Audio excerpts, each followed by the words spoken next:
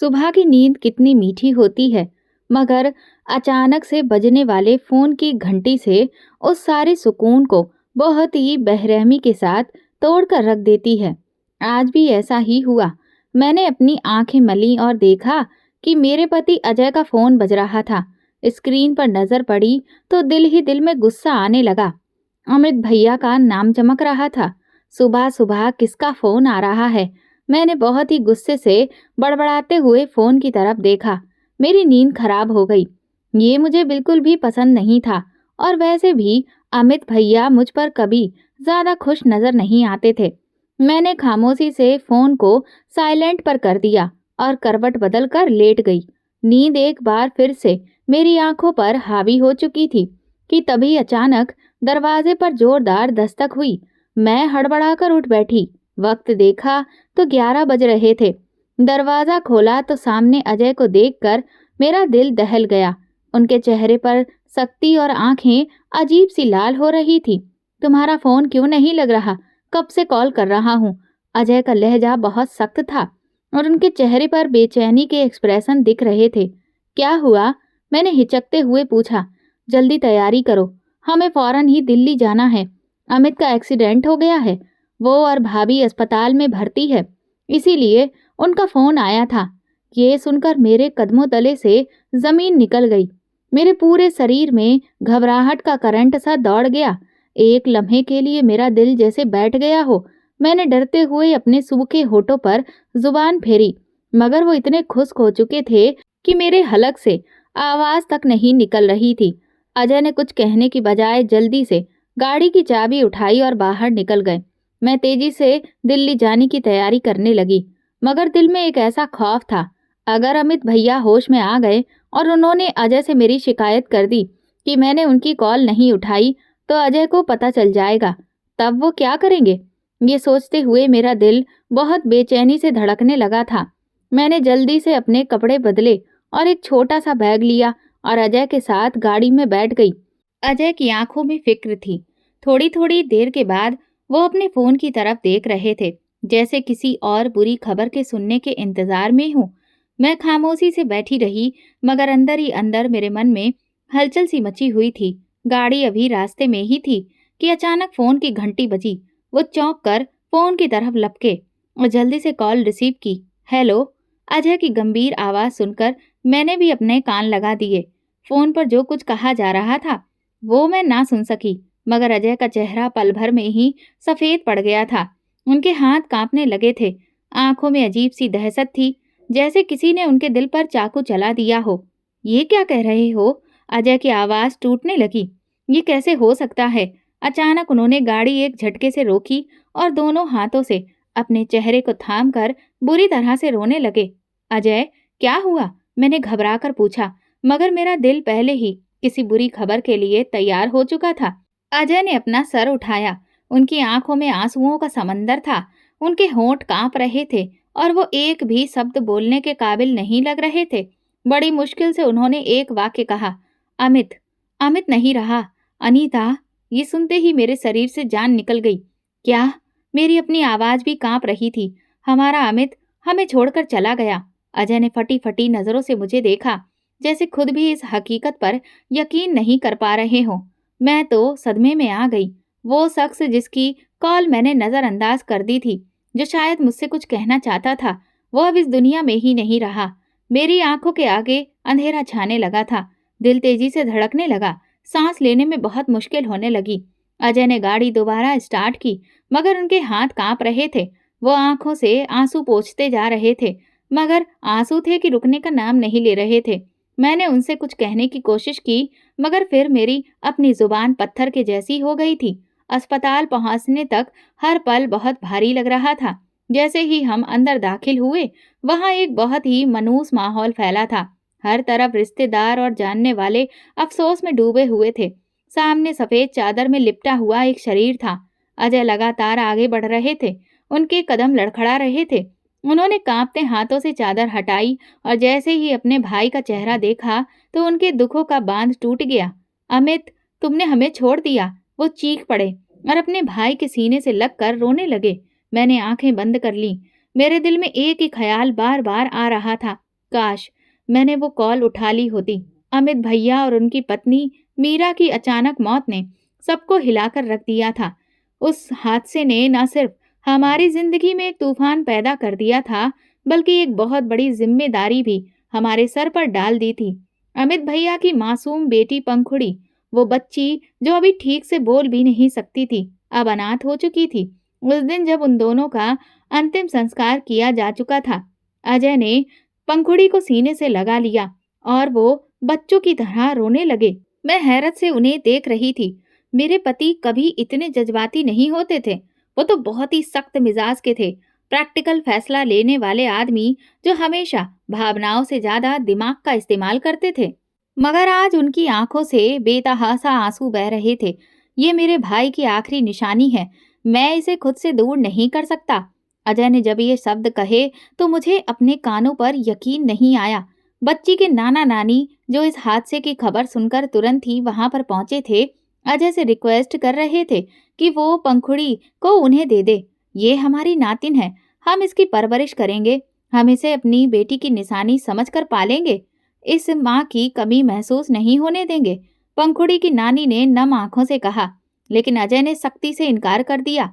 नहीं, ये मेरा फर्ज है, ये मेरा हक है, मैं अपने भाई की आखिरी निशानी को कहीं भी नहीं जाने दूंगा, वो हमारे साथ रहेगी। ये सुनकर मेरे अंदर गुस्से की एक लहर दौड़ गई। मैंने गहरी सांस ली और अजय की तरफ देखा, मगर वो मुझसे नजरें चुरा रहे थे। मैं समझ नहीं पा रही थी कि ये कौन सा नया ड्रामा हो रहा है। अजय हमेशा से अपनी आजादी पसंद करते थे। वो खुद बहुत ही आजाद ख्याल आदमी थे, बच्चों के झंझट में पड़ने वाले बिल्कुल नहीं थे। फिर अचानक ही जिम्मेदारी का एहसास उन्हें कहाँ से हो गया। मैं खामोशी का दामन थामे रखा था, मगर मेरे अंदर एक तूफान उठ रहा था। कुछ दिनों के बाद हम दिल्ली से वापस मुंबई आ गए, मगर ये वापसी किसी भी तौर पर पहले के जैसी नहीं थी।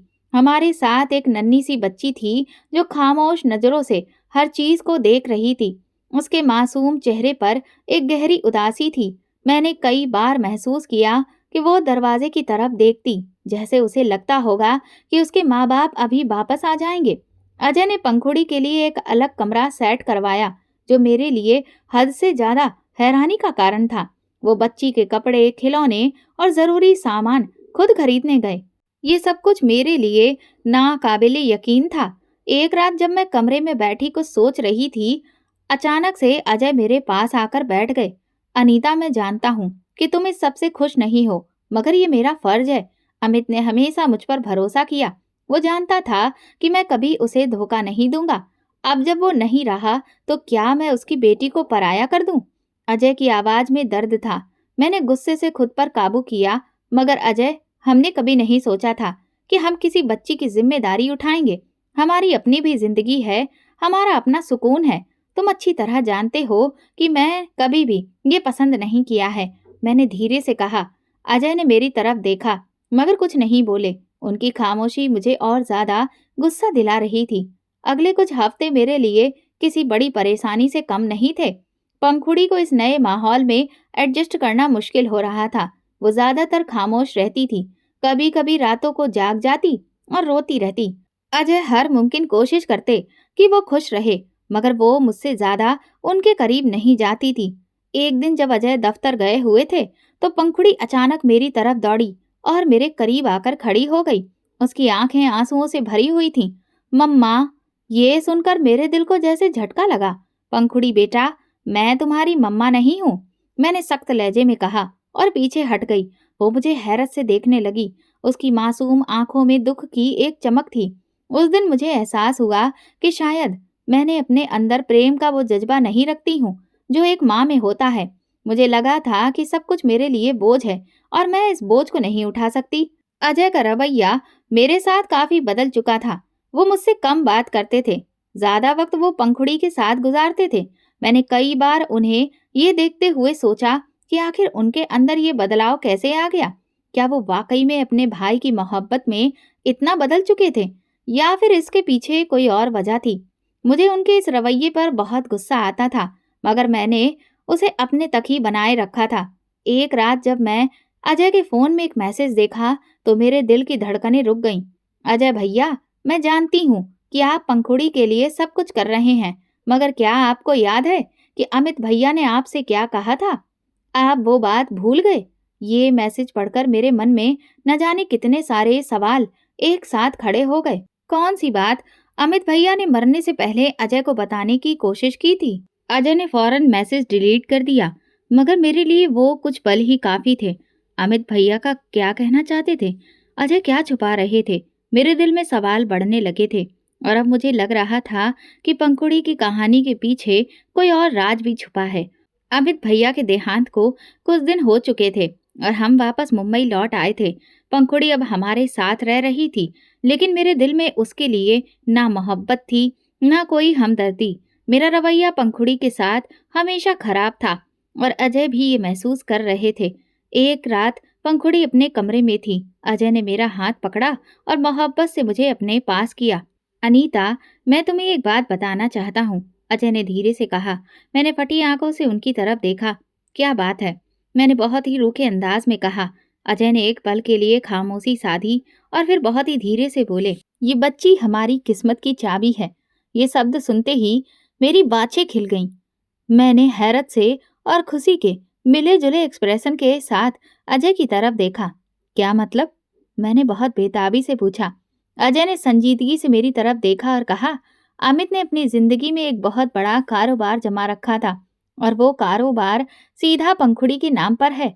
अगर हम उसे अपने पास रखते हैं तो ये दौलत भी हमारे कब्जे में रहेगी।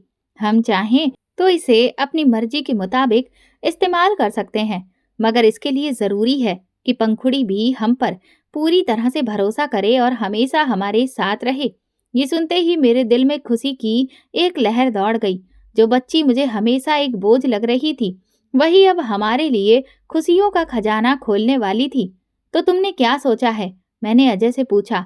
मैंने फैसला कर लिया है, पंखुड़ी यहीं रहेगी, मगर हम उसे हकीकत से दूर रखेंगे कि वो किस कदर कीमती है। अजय ने मुस्कुराते हुए कहा। मेरे अंदर एक अजीब सा सुकून आ गया था। अब मैं उस बच्ची को बिल्कुल अलग नजर से देख रही थी। पंखुड़ी बहुत खूबसूरत बच्ची थी। उसकी बड़ी बड़ी आंखें, दूध जैसी सफेद रंगत और नाजुक नैन नक्श बिल्कुल परियों के जैसे मासूम बनाते थे, जबकि मेरी बेटी प्रिया सकल सूरत में पंखुड़ी के मुकाबले बहुत ही कम थी। प्रिया की सांवली रंगत और आम से नैन नक्श की वजह से पूरे परिवार में जब भी दोनों बहनें इकट्ठी होती तो लोग फौरन कंपैरिजन करते थे। पंखुड़ी तो चांद जैसी है और प्रिया बस ठीक है। ये बात मेरे दिल में कांटे की तरह चुभती थी। मुझे प्रिया पर रहम आता था और साथ ही पंखुड़ी के लिए मेरा गुस्सा बढ़ने लगा था, क्योंकि सब लोग हमेशा पंखुड़ी की तारीफ करते थे, क्योंकि मेरी बेटी की कोई तारीफ नहीं करता था। ये वही वक्त था जब मैंने ये तय कर लिया था कि मैं पंखुड़ी को वो मुकाम कभी भी हासिल नहीं करने दूंगी जो वो चाहती है। अब मेरे पास मौका था कि मैं अपनी बेटी की बेइज्जती का बदला ले सकूं, उस बच्ची के साथ बुरा सुलूक करके अपने दिल को ठंडक दे सकूं। पंखुड़ी बहुत होशियार थी। उसे पढ़ने का शौक था और शायद ये शौक उसकी माँ ने उसे दिया था। वो अक्सर हसरत भरी नजरों से मेरे बच्चों को देखती, जो एक महंगे इंटरनेशनल स्कूल में पढ़ते थे। एक दिन उसने हिम्मत करके अजय से कह दिया, ताऊ, मम्मा कहती थी कि पढ़ना लिखना बहुत जरूरी होता है। वो मुझे स्कूल से छुट्टी नहीं करने देती थी। प्लीज मुझे दोबारा किसी स्कूल में एडमिशन दिला दीजिए। अजय ने उसे टालने की कोशिश की। बेटा, अभी हालात थोड़े से मुश्किल हैं, देखते हैं, जल्दी ही कुछ इंतजाम करते हैं। पंखुड़ी खामोश हो गई, मगर उसकी आंखों में उदासी थी। मुझे ये सब देखकर सुकून मिला। मैं नहीं चाहती थी कि वो मेरे बच्चों के बराबर में आकर खड़ी हो। मैं नहीं चाहती थी कि वो हमारे बराबर जिंदगी गुजारे। लेकिन मुश्किल ये थी कि अगर हम पंखुड़ी को पढ़ने ना देते तो फिर लोग सवाल उठाते, खास तौर पर परिवार वाले जो पहले ही पंखुड़ी के लिए हमदर्दी रखते थे। हमें कुछ ऐसा करना था कि सबकी जुबान भी बंद हो जाए और पंखुड़ी की उम्मीदें भी टूट जाएं। हमने फिर आपस में राय करके उसे एक सरकारी स्कूल में दाखिला करवा दिया, ताकि कल को कोई भी रिश्तेदार हम पर उंगली ना उठा सके। लोगों को दिखाने के लिए बस यही काफी है कि हमने उसको स्कूल भेजना शुरू कर दिया है। बाकी हमें फिक्र करने की जरूरत नहीं है। अजय ने मेरी तरफ देखते हुए कहा, बिल्कुल, और वैसे भी सरकारी स्कूल में कौन सा कोई बड़ा इंसान बनता है। ये वहां पढ़ेगी, आराम से कोई छोटी मोटी नौकरी कर लेगी, बस। मैंने सुकून से कहा, हाँ, यही ठीक है। पंखुड़ी को जब मालूम हुआ कि उसे स्कूल भेजा जा रहा है, तो उसकी खुशी की हद नहीं थी।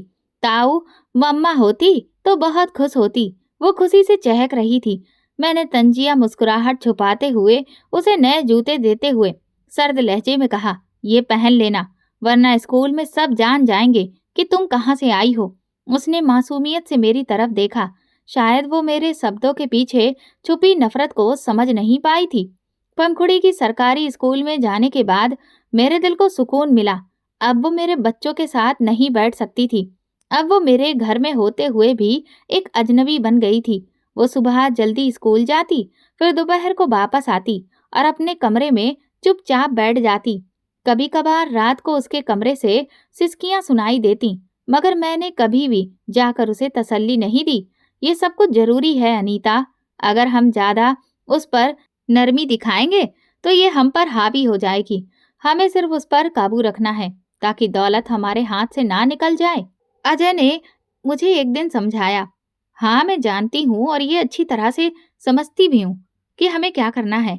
मैंने पूरे इत्मीनान के लहजे में कहा, अब पंखुड़ी हमारी जिंदगी का हिस्सा तो थी, मगर एक ऐसे मेहमान की तरह जिसे हमने दिल से कभी कबूल नहीं किया था।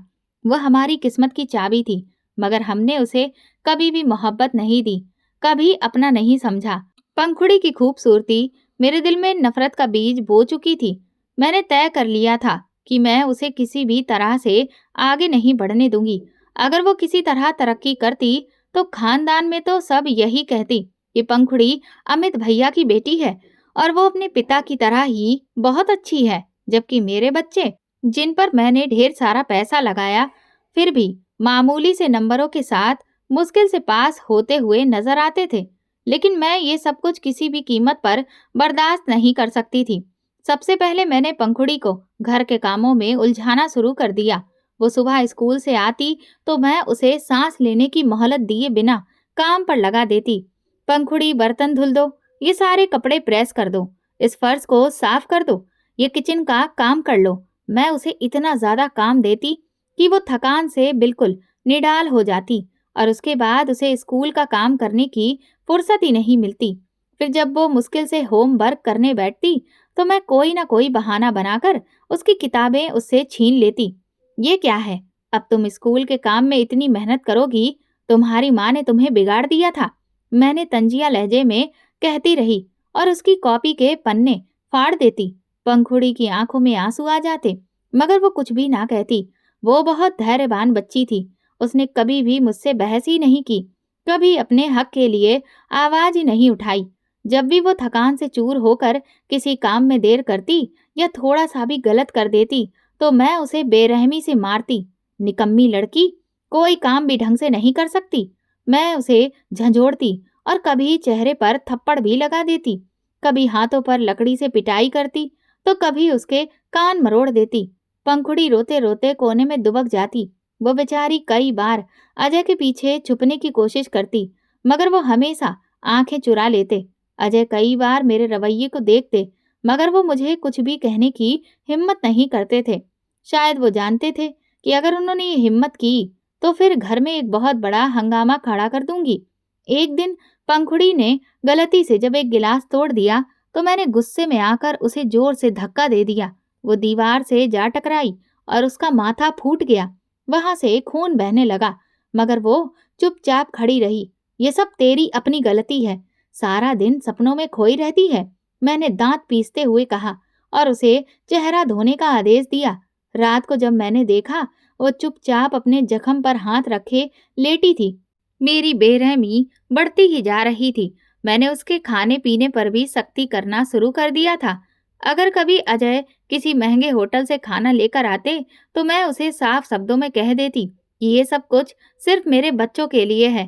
तुम्हारे लिए हमने सादा रोटी और चाय कॉफी बना दी है। वो खामोशी से अपनी प्लेट उठा लेती और जो कुछ मिलता वो खा लेती। जल्दी ही मेरा व्यवहार इस हद तक पहुंच गया कि अगर वो बीमार हो जाती तो मैं उसे डॉक्टर के पास भी लेकर नहीं जाती। एक बार उसे बहुत तेज बुखार था उसके बावजूद वो घर के काम कर रही थी। मैंने उसे बिस्तर पर सोने की इजाजत नहीं दी थी, बल्कि ये हुक्म दिया था कि वो पूरा किचन साफ करे। रात को जब मैं अपने बेडरूम में आराम कर रही थी, तो कमरे के बाहर से धीरे धीरे सिसकियां सुनाई दी। मैंने झुझलाकर दरवाजा खोला। अब क्या मुसीबत है? पंखुड़ी कोने में दुबकी हुई थी। उसका शरीर कांप रहा था और वो सर पर हाथ रखे बैठी थी। मेरे सर में बहुत दर्द हो रहा है ताई, वो बहुत मुश्किल से बोली। ज्यादा ड्रामा मत करो, चुपचाप सो जाओ, सुबह स्कूल भी जाना है, मैंने सख्ती से कहा और दरवाजा बंद कर लिया। अजय पास में ही लेटे थे। उन्होंने एक नजर मेरी तरफ देखा, मगर कुछ नहीं कहा।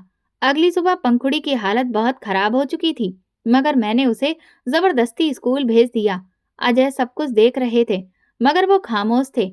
वो शायद जानते थे कि अगर वो मेरे खिलाफ कुछ कहेंगे तो आफत आ जाएगी। अनीता, शायद तुम पंखुड़ी के साथ कुछ ज्यादा ही सख्ती कर रही हो, एक दिन उन्होंने हिचकते हुए कहा। ओहो, अब तुम्हें उसका ख्याल आ रहा है? जब यह हमारे बच्चों से ज्यादा होशियार बन रही थी, तब तुम्हें कुछ महसूस नहीं हुआ?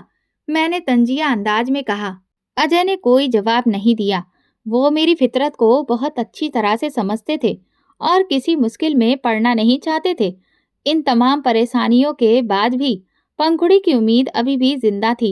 एक दिन जब अजय शाम को घर आए, तो पंखुड़ी दौड़ती हुई उनके पास गई और बोली, ताऊ, क्या मैं अपनी क्लास की बाकी लड़कियों की तरह नए कपड़े ले सकती हूँ? मेरी यूनिफॉर्म बहुत पुरानी हो चुकी है। अजय कुछ बोलते ही वाले थे कि मैं फौरन बीच में दखल देकर बोली, नए कपड़ों की जरूरत नहीं है, पुराने काफी हैं, और ज्यादा नखरे ना दिखाओ। पंखुड़ी की आंखें झुक गईं। उस दिन मैंने उसके चेहरे पर पहली बार उदासी और हार देखी, जैसे वो अब अच्छी तरह से समझ चुकी हो कि वो कभी भी हमारे दिल में जगह नहीं बना पाएगी। मैंने दिल ही दिल में सोचा, यही तो मैं चाहती थी कि ये जान ले कि ये हमारे साथ रह सकती है, मगर हमारे जैसी कभी भी नहीं बन सकती। पंखुड़ी की ये बेबसी ज्यादा देर तक कायम नहीं रहने वाली थी।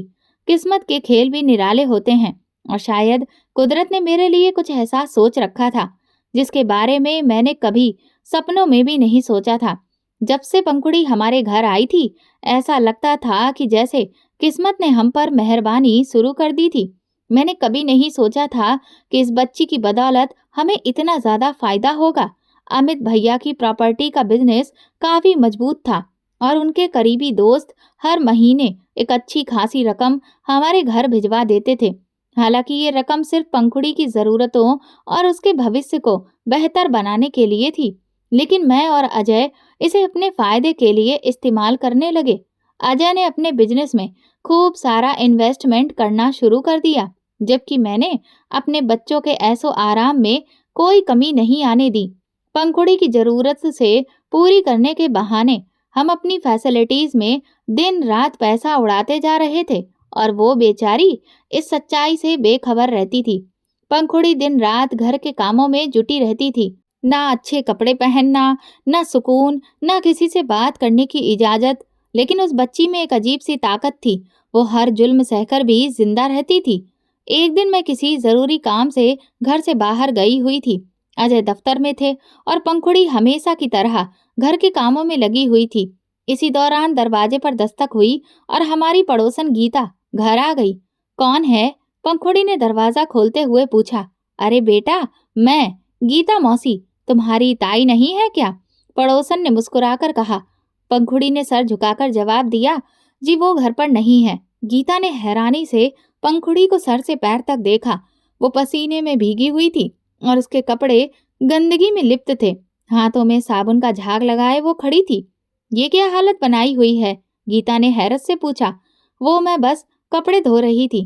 ताई कहती है काम करना चाहिए, काम करने वाले बच्चों को भगवान पसंद करता है। पंखुड़ी ने मासूमियत से जवाब दिया।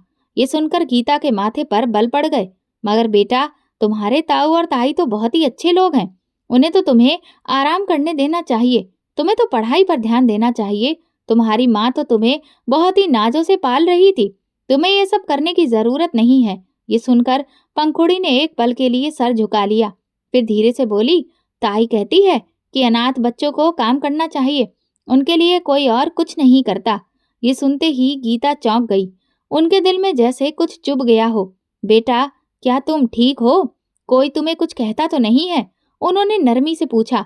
पंखुड़ी ने अपना सर झुका लिया और बस इतना कहा कि मैं अपने दोस्त से कहूंगी कि वो मुझे इंसाफ दिलाएगा। ये सुनकर गीता हैरान हो गई। दोस्त? कौन दोस्त? मेरा एक दोस्त है। वो कहता है कि अनाथ के साथ अच्छा व्यवहार करना चाहिए। वो बहुत अच्छा है। वो मेरी मदद करेगा। पंखुड़ी की आवाज में उम्मीद थी, एक किरण थी। गीता ने ठान लिया था कि वो इस मामले को ऐसे नहीं छोड़ेगी। शाम को जब मैं घर वापस आई तो गीता मुझसे मिलने आई। उनके चेहरे पर नरमी थी मगर आंखों में सख्ती थी। अनीता बेटा, मैं तुमसे एक बात करना चाहती हूँ। जी मौसी, सब कुछ ठीक तो है? मैंने मुस्कुराते हुए पूछा, मगर मेरे दिल में एक अनजानी सी बेचैनी उठी। बेटा, आज मैं तुम्हारे घर आई थी। पंखुड़ी से मेरी मुलाकात हुई। वो बेचारी किस हालत में थी? क्या उसे इतने सारे काम करने पड़ते हैं? तुम्हें मालूम है कि अनाथ बच्चों के भी कुछ अधिकार होते हैं। हमारे शास्त्रों में भी अनाथों के साथ नरमी और मोहब्बत के लिए अनुरोध किया गया है। ये सुनकर तो मेरे तन बदन में आग लग गई। अगर ये बात पंखुड़ी के ननिहाल तक पहुंच गई तो हमारे लिए बहुत बड़ी मुसीबत खड़ी हो सकती थी। मौसी, आप गलत समझ रही हैं। हम तो पंखुड़ी का बहुत ख्याल रखते हैं। आपको पता है ना कि वो तो शरारती बच्ची है और बच्चे तो ऐसे ही होते हैं। हम उससे कोई काम नहीं करवाते। वो खुद ही जिद करती है। मैंने बात को संभालने की कोशिश की। गीता मौसी ने मुझे घूरती हुई नजरों से देखा, मगर वो कुछ कहे बगैर वहां से चली गई। मैंने गुस्से में पंखुड़ी को फौरन कमरे में बुलाया और दरवाजा बंद कर दिया। ये तुमने क्या कहा? अभी किसी दोस्त का तुम जिक्र कर रही थी? मैंने गुस्से से कहा।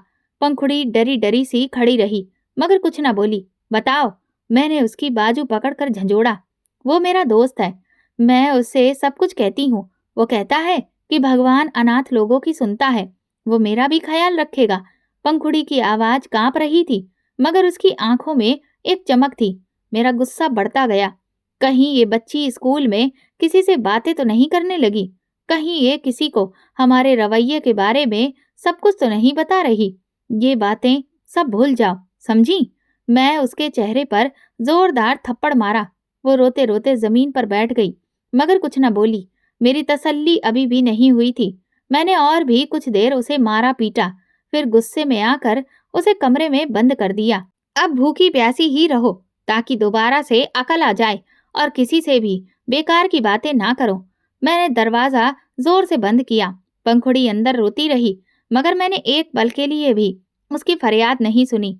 फिर मैंने फैसला किया कि मैं घर में अब नहीं रुकूंगी। मैं अपनी माँ के घर चली गई ताकि पंखुड़ी को अपनी गलती का एहसास हो और वो दोबारा किसी से शिकायत ना करे। लेकिन मैं ये नहीं जानती थी कि कुदरत पंखुड़ी के लिए कुछ और फैसला कर चुकी थी। तभी बारिश बहुत ही तेजी से शुरू हो गई थी। आसमान जैसे पानी के साथ कहर बरपा रहा था। मैं बड़ी मुश्किल से अपनी माँ के घर पहुंची और वहां जाकर अपने भाई बहनों के साथ व्यस्त हो गई। हम सब काफी देर तक हंसी मजाक करते रहे और अपनी अपनी बातों में लगे रहे। मैंने तो एक पल के लिए भी ये नहीं सोच रही थी कि मैं एक मासूम सी बच्ची को अपने घर में भूखा प्यासा बंद करके रखा है। पूरी रात बारिश होती रही और मैं वापस घर ना जा सकी। अजय ने भी फोन पर कह दिया था कि मौसम बहुत खराब है, वो भी घर नहीं जा सके। और मैंने सुकून की सांस ली कि चलो एक और रात आराम से गुजर जाएगी। लेकिन अगली सुबह मेरे घर एक ऐसा हादसा हुआ कि मेरे कदमों के नीचे से जमीन निकल गई। मेरा इकलौता बेटा राहुल अपने कजन के साथ छत पर खेल रहा था। वो बहुत ही मासूम और प्यारा था। बच्चों को बारिश के बाद ठंडी हवा में खेलना बहुत अच्छा लग रहा था। मैं भी किचन में माँ के साथ बैठी बातें कर रही थी कि अचानक घर में शोर मच गया। राहुल गिर गया।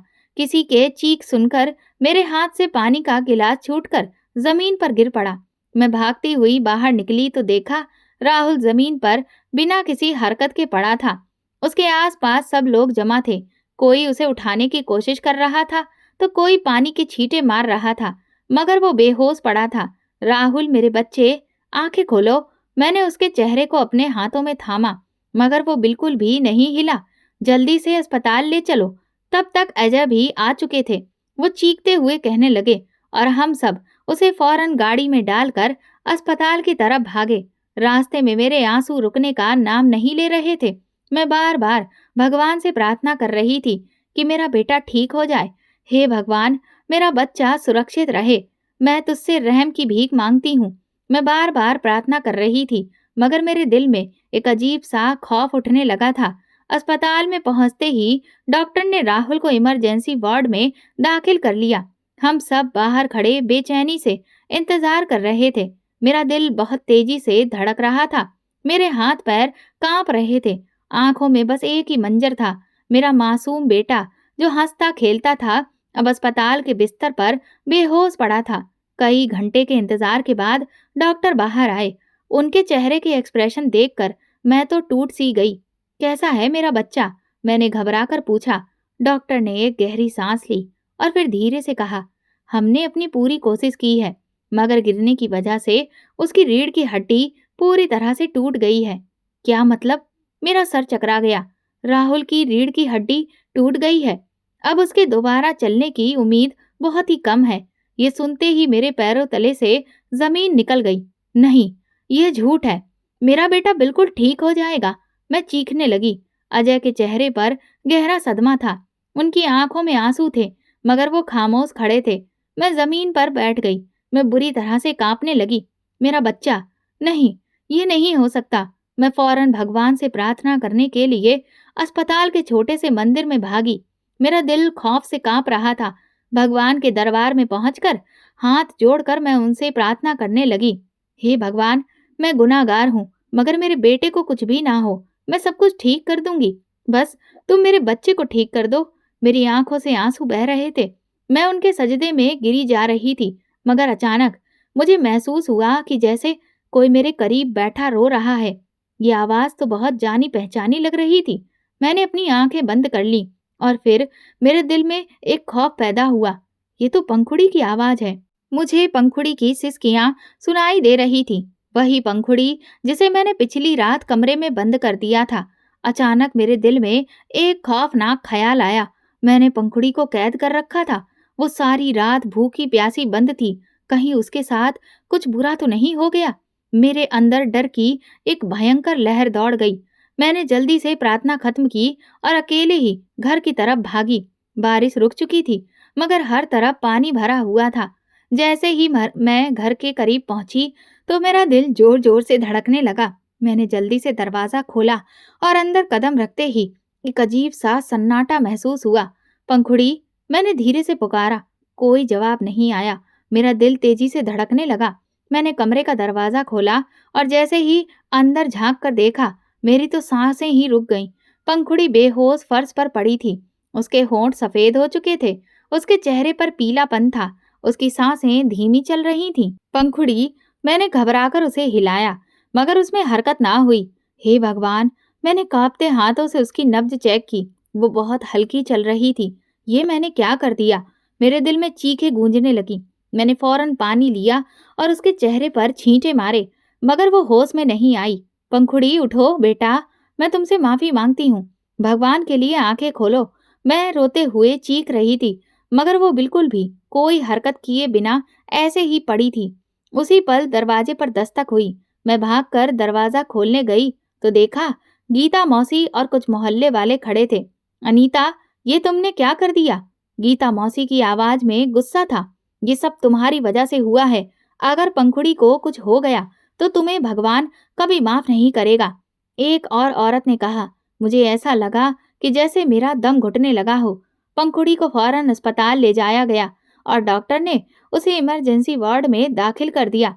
मैं बाहर बैठकर रोती रही, बार बार भगवान से प्रार्थना करती रही, मगर मेरे दिल में एक ही सवाल था, क्या मेरे बेटे का हादसा मेरी सजा थी? क्या भगवान ने मुझे मेरे किए हुए जुल्मों की सजा दी थी? सारा रास्ते मेरी आंखें आंसुओं से भीग रही थीं। मैं खुद को कोस रही थी, अपने हर जुल्म को याद कर रही थी, पर एक ही सवाल दिल में बार बार उठ रहा था कि ये सब पंखुड़ी की बद्दुआ का नतीजा है। मैंने कभी ये नहीं सोचा था कि एक अनाथ बच्ची की हाय आसमान तक पहुंच सकती है। मैं अपने बेटे की तकलीफ पर तड़प रही थी, लेकिन पंखुड़ी भी तो किसी की बेटी थी। उसके माँ बाप भी तो उसे उतना ही प्यार करते होंगे जितना मैं अपने बेटे को करती थी।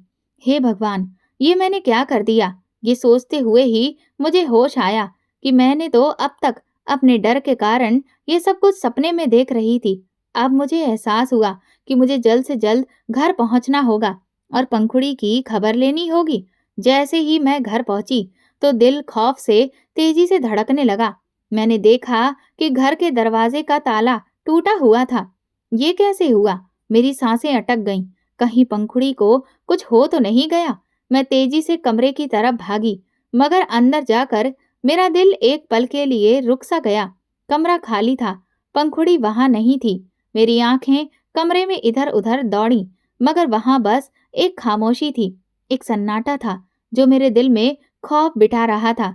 हे भगवान, कहीं मैंने अपनी संगदिली से उस बच्ची की जान तो नहीं ले ली? मैं कमरे के कोने पर नजर डाली, जहां एक तरफ उसका बिस्तर पड़ा था, वहां एक छोटा सा कागज रखा था। मेरे कदम अपने आप उसकी तरफ बढ़ गए और कांपते हाथों से मैंने उस कागज को उठाया। जैसे ही मेरी नजर उस पर पड़ी तो मेरी तो आत्मा कांप गई। ये पंखुड़ी का खत था जो उसने भगवान को लिखा था। प्यारे भगवान जी, आप तो सब कुछ जानते हैं, मगर फिर भी मैं आपसे शिकायत करना चाहती हूँ। मेरी ताई मेरे साथ बहुत बुरा सुलूक करती है। वो मुझे अच्छे कपड़े नहीं देती, मुझे बहुत मारती है, मुझे खाना भी ठीक से नहीं मिलता। मैंने ताऊ से कई बार कहा कि मुझे अच्छे स्कूल में पढ़ना है, मगर ताई कहती है कि मैं बेकार हूँ, मुझे पढ़ने की जरूरत नहीं है। भगवान जी, क्या मैं वाकई अच्छी चीजों के काबिल नहीं हूँ? मेरी माँ हमेशा कहती थी कि भगवान सब कुछ देखता है, वो अनाथ से प्यार करता है। भगवान जी, अगर आप वाकई मुझे देख रहे हैं तो मुझे मेरे माँ बाप के पास बुला लीजिए, या फिर मुझे किसी ऐसी जगह ले जाइए जहाँ कोई मुझे मारे नहीं, मुझे बुरा भला ना कहे, मुझे पढ़ने से ना रोके। मैंने अपनी माँ से वादा किया था कि मैं बड़ी होकर अच्छी बच्ची बनूंगी, मगर ताई कहती है कि मैं तो बेकार हूँ। भगवान जी, अगर आप मेरी बात सुन रहे हैं तो प्लीज मुझे कहीं और ले जाइए। मैं आपकी छोटी सी बच्ची हूँ। ये पढ़ते ही मेरे हाथ से वो खत गिर गया। मैं बुरी तरह से कांपने लगी। मैंने तो गहरी शर्मिंदगी से जमीन में गड़ी जा रही थी। ये मैंने क्या कर दिया? एक छोटी सी बच्ची को भगवान पर इतना यकीन था। उसने अपनी तकलीफें किसी इंसान से नहीं कही, बल्कि सीधा भगवान से शिकायत लगा दी। और मैं, जो इतनी बड़ी और समझदार थी, ये भूल चुकी थी कि भगवान किसी भी चीज से अनजान नहीं है। भगवान ने मुझे मेरे जुल्म की सजा दे दी। मैं वहीं पर भगवान से घुटनों के बल बैठकर प्रार्थना करने लगी और फूट फूट कर रोने लगी। हे भगवान, मैं बहुत बड़ी गुनाहगार हूँ। मैंने एक अनाथ बच्ची पर जुल्म किया है। मैंने उसके साथ ऐसा सुलूक किया जिसका मुझे कोई भी हक नहीं था। मेरी हिचकियां बंद हो गईं। मैं लगातार रो रो कर अपने गुनाहों की माफी मांग रही थी कि तभी अचानक दरवाजे पर हल्की सी आवाज सुनाई दी। मैंने सर उठाया और आंसुओं से भरी धुंधली आंखों से दरवाजे की तरफ देखा। दरवाजे पर गीता मौसी खड़ी थी और उनके साथ पंखुड़ी थी। मेरे दिल को जैसे किसी ने झंझोड़ कर रख दिया। पंखुड़ी के चेहरे पर एक अजीब सी खामोशी थी, जैसे वो सब कुछ समझ चुकी हो, जैसे वो जानती हो कि उस पर क्या बीती है। गीता मौसी ने गुस्से से मेरी तरफ देखा। अनीता, तुम इंसान हो या पत्थर?